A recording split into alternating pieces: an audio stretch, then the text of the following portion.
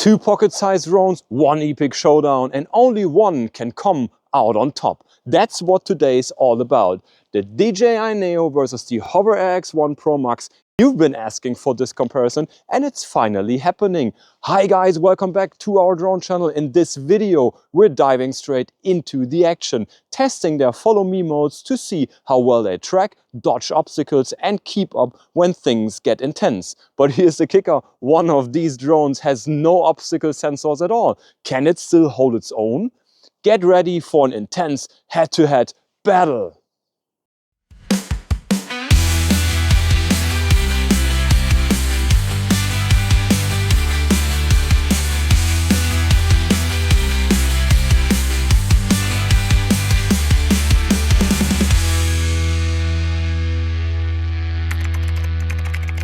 Okay, let's set the stage. The HoverAir X1 ProMax is sleek, foldable and packs a punch with its 8K camera. It's definitely the pricier option. The DJI Neo, on the other hand, is simple, affordable and non-foldable, but still a contender thanks to its impressive software.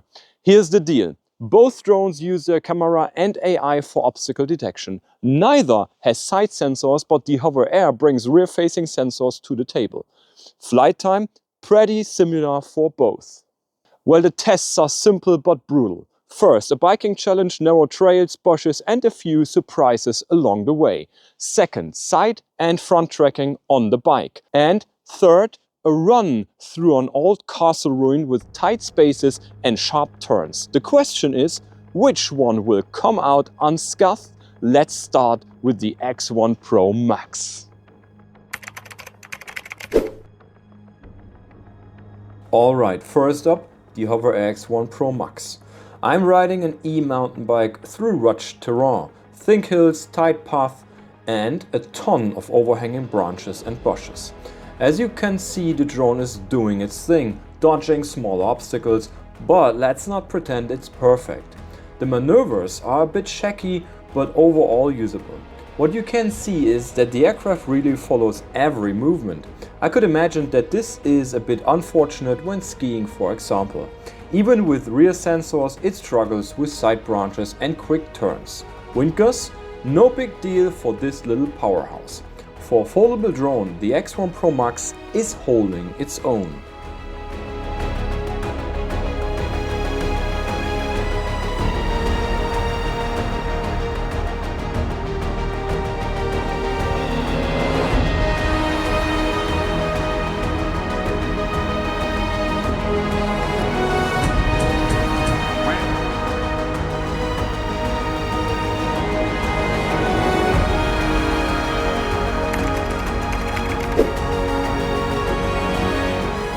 Next up, the DJI Neo.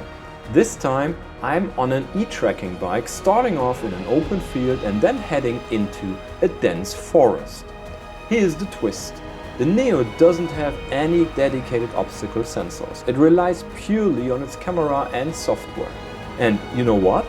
It's surprisingly agile, dodging bushes, adjusting to my speed and keeping up like a champ.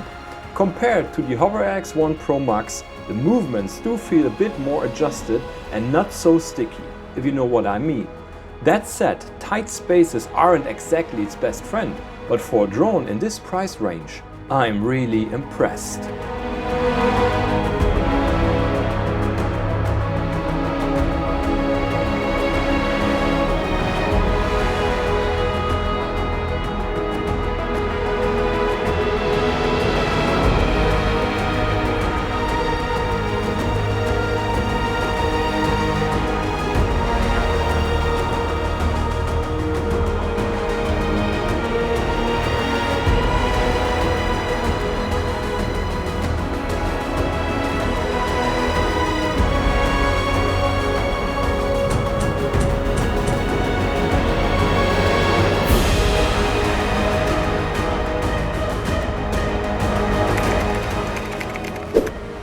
Okay, let's see how the HoverAir X1 Pro Max handles side tracking, starting with me on my e-mountain bike cruising across an open field.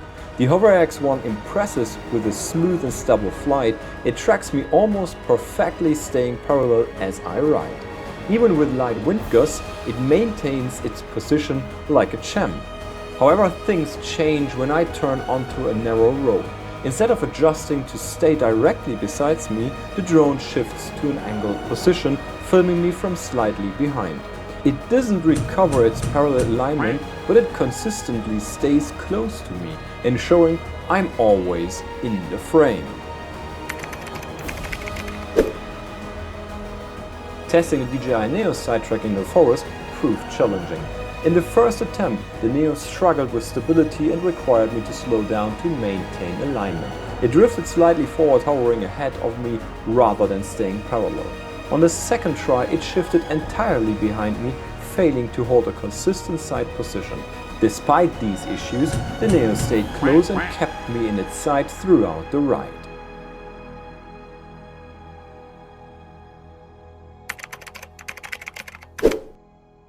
Well, the HoverAir X1 ProMax started strong in its front tracking test, utilizing its rear-facing sensors to follow me steadily on my e-mountain bike. The performance was genuinely impressive at first. However, as I increased my speed to around 30 km per hour, the drone struggled to maintain its position, gradually shifting to a slightly offset angle. Attempts to correct this led to erratic wobbling, disrupting the otherwise stable flight. By slowing down, the HoverAir X1 ProMax managed to recover its balance and resume a smoother track. While unfortunately it became evident that the rear sensors weren't designed for these higher speeds. The test ultimately ended with a collision into a tree branch.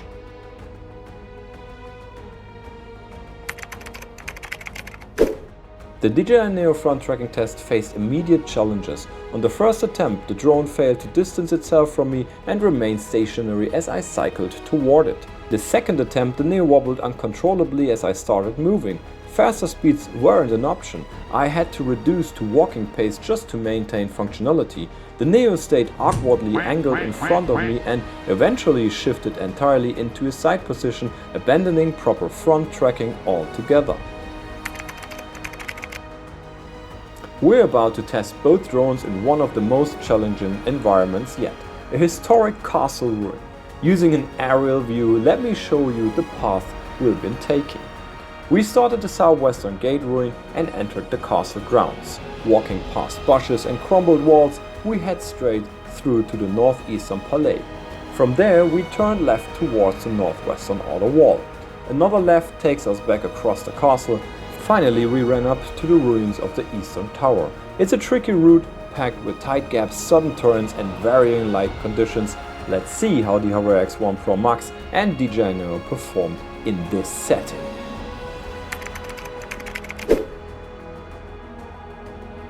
The HoverAir X1 ProMax delivered an exceptional performance in the castle. Following directly behind me, it easily navigated tight gaps between bushes and walls. Neither overhanging branches nor dense vegetation faced it. The drone stayed close, tracking me smoothly throughout. Turns and directional changes were handled seamlessly with movements that felt natural and fluid. Even sudden shifts in lighting from shadow to bright sunlight didn't impact its precision. The HoverAir repeatedly passed within inches of obstacles without a hitch, actively avoiding anything in its path while maintaining focus on me.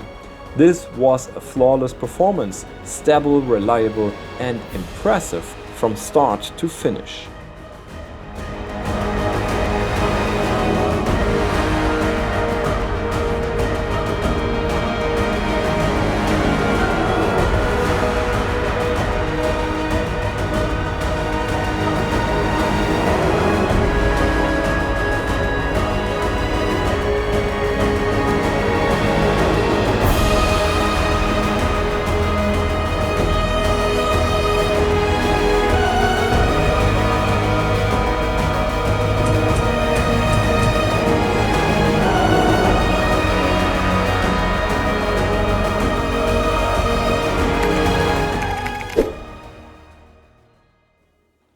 The DJI Neo started strong, following closely behind me through trees and even past some people. However, it stumbled at the first obstacle. The gap between a wall and a bush at the entrance. It simply stopped. I had to turn back and encourage it to follow.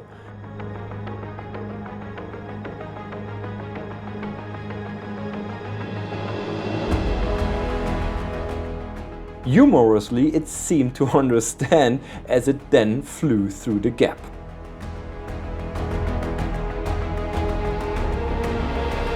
On the rest of the path, the Neo had frequent minor hiccups, pausing here and there before resuming. Its turns were wider compared to the HoverAir, requiring extra space to adjust. Nevertheless, I find it more visually appealing in the final footage.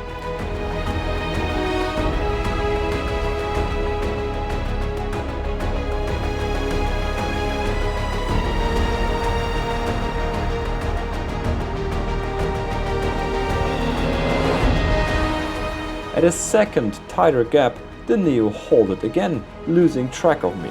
Despite my attempts to coax it forward, even clearing the branches, it wouldn't budge. Only when I approached closer did it find a solution, while awkwardly flying over the obstacle. Near the end, it clipped a branch but kept following me. While it managed to complete the route, the performance was inconsistent and required a lot of intervention. A decent result overall.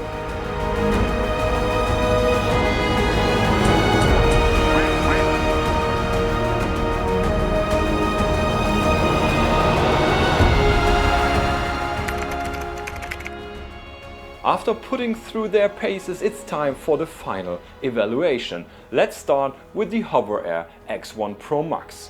When it comes to following on a bike, the HoverAir performed really well. 4 out of 5 points.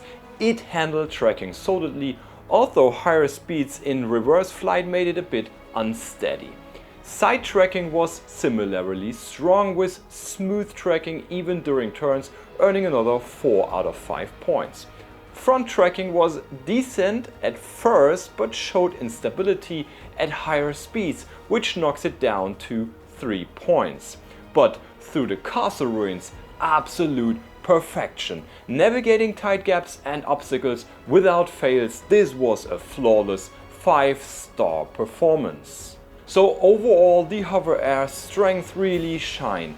It delivers stunning 8K footage and maintains double tracking with highly effective obstacle detection. Most importantly, it never lost the target, even in challenging scenarios. However, its rear sensor struggled to detect all obstacles, and high-speed reverse flight made it a bit wobble. Plus, it tends to mimic every movement of the tracked object, which can make the footage less fluid. Now let's talk about the DJI Neo. Following on a bike was rock solid, 5 out of 5 points. But side tracking was less impressive. It struggled to stay aligned, which cost it a point, leaving it with 3 points.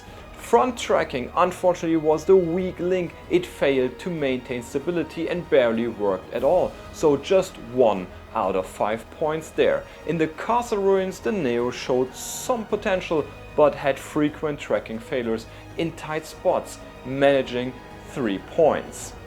The Neo is an excellent budget-friendly option with smooth follow mode footage thanks to its ability to compensate for target movements, but it's held back by its weaker image quality, especially in low light condition, and its side track and front track modes weren't ready for prime time, at least with the firmware available at the end of 2024. And that's a wrap for today. Thanks so much for watching and joining me on this journey to compare the HoverAir X1 ProMax and the DJI Neo. If you found this video helpful or entertaining, please give it a thumbs up. It really helps the channel grow. And if you're new here, don't forget to hit that subscribe button and turn on notification bell so you never miss a new drone review or guide. I'd love to hear your thoughts in the comments below. Do you agree with my verdict? Or maybe you have your own drone stories to share. Let's chat. Until next time, fly safe, and I'll see you in the next video. See you. Bye bye.